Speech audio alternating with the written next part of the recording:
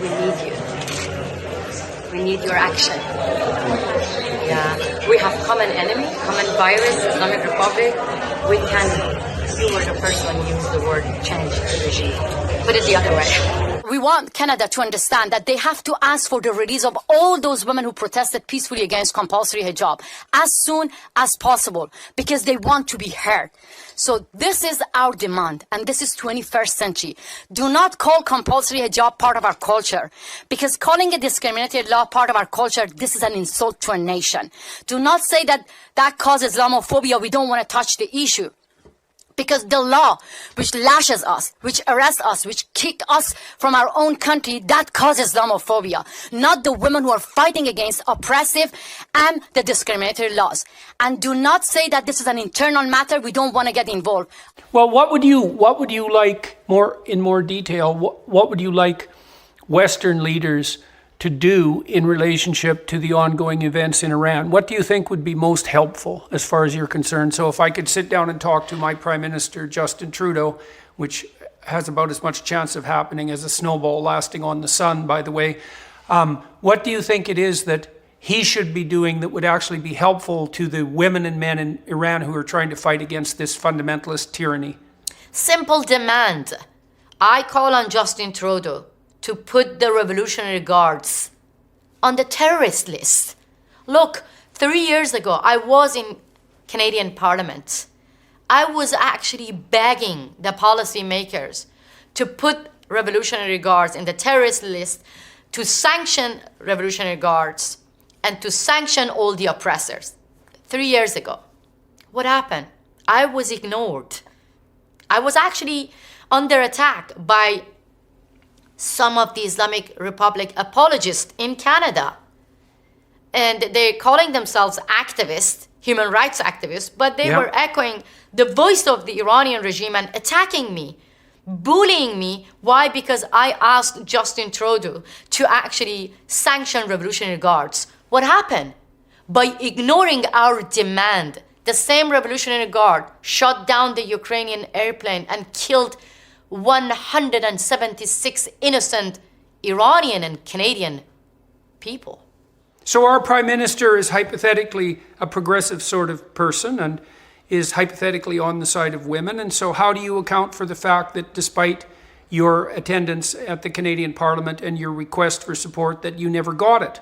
How do you explain that? It breaks my heart. It breaks my heart. But as you actually got to know me during this interview, I'm not that kind of person to give up my fight. I'm not that kind of person to give up having hope to convince the leaders of democratic countries that this is your turn now. You have to recognize Iran's revolution and call your allies, get united, kick out the Islamic Republic diplomats, recall your ambassadors from Iran, and publicly announce that the nuclear deal is dead. Is dead. Because you cannot condemn the killers, the murderers, but at the same time trying to negotiate with them, sending billions of dollars to the same murderers. Yep. Can we talk a little bit about the nuclear deal? Is that a reasonable place to go? I think there's nothing else to add. The nuclear deal is already dead, but what we want the US government and its allies clearly and publicly announce that, because this is the only thing can help the Islamic Republic to survive. You know, Islamic Republic always put the blame on us, saying that, this revolution, the new revolution, is being supported by Western government. But believe me, for its own survival, the Islamic Republic is begging for support, to get support from the Western countries. We don't actually ask for much help from the leaders of democratic countries. What we want is just we want them to stick with their own values. That's all. And not save the Islamic Republic while the Iranian people manage to shake this regime. Don't go and shake the hand of the same regime. That's all we want. Because we believe that the Islamic Republic is a threat for the region and for the democratic countries as well. And if the Western countries looking for a stability in the region, they cannot go and negotiate with one of the most unstable regime. They have to recognize the civil society. They have to recognize this modern progressive revolution, and they have to stick with the people of Iran. We are better allies than the Islamic Republic for the Western countries. Right. So do you believe that the revolutionary spirit that's now manifesting itself in Iran, is that growing, or are the mullahs successfully repressing it? Because it looks like it doesn't look to me like it's spreading exponentially. You know, I can't tell, and that's part of the reason why I wanted to talk to you today. I mean, the mullahs have a lot of control and they have a lot of power and authority on their side. And so what's the situation on the ground in Iran? How widespread are the protests? What percentage of the population is taking part? I mean, the Chinese successfully have clamped down on their people time and time again and maintained their terrible totalitarian regime. And so I don't understand the balance of power in Iran at the moment. Do you think that the protesters have any chance here, or are they just going to get shut down? I strongly believe that this time the protesters are going to win the battle. Because, look, first of all, the level of the brutality is very high. I mean, people are facing executions, but it's still every single person get killed. People get back to the street and turn his or her funeral like a massive protest against the same regime. But don't forget that they have money, and they can actually, buy some of the people to shut down the protest and to oppress the protesters. But at the same time, the more that the Iranian regime kill, the more that Iranian people get determined to overthrow this barbaric regime. For me and millions of other people, this time is different. This time is different because this time maybe it's like not 2009 demonstrations.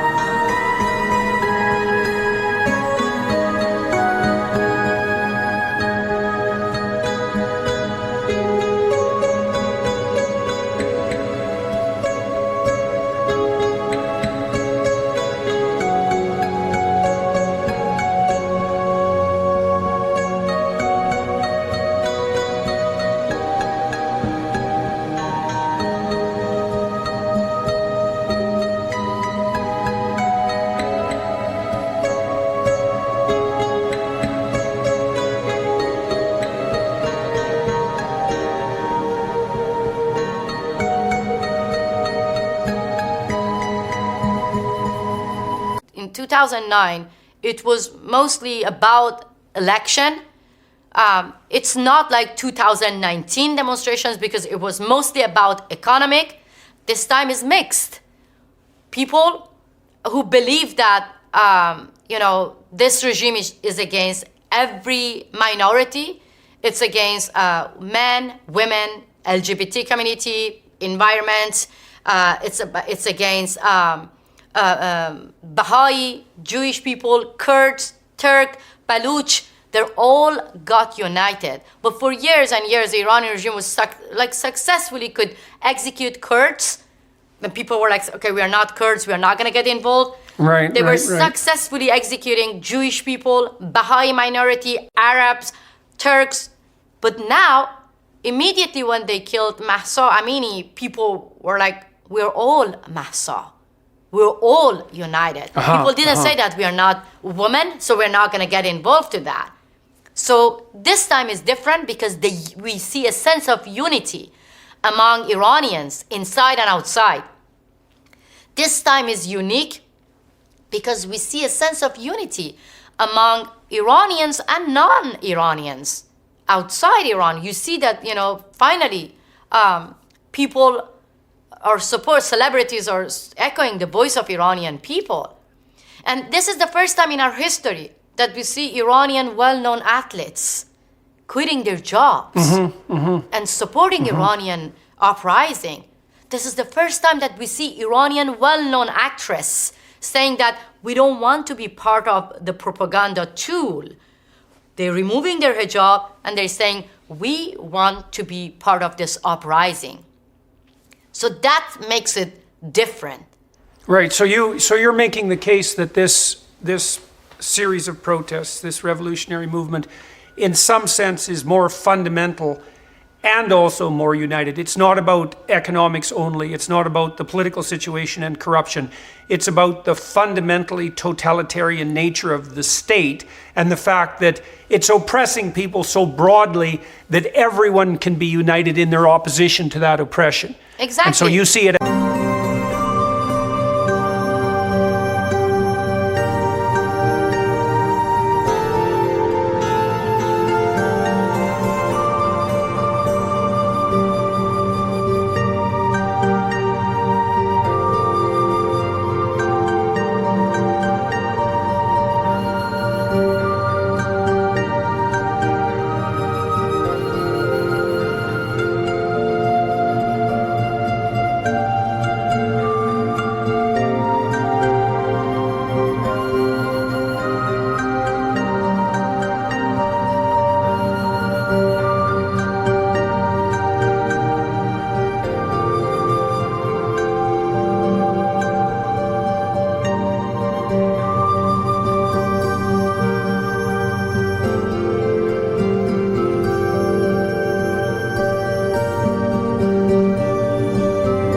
As striking at the heart of the totalitarian state.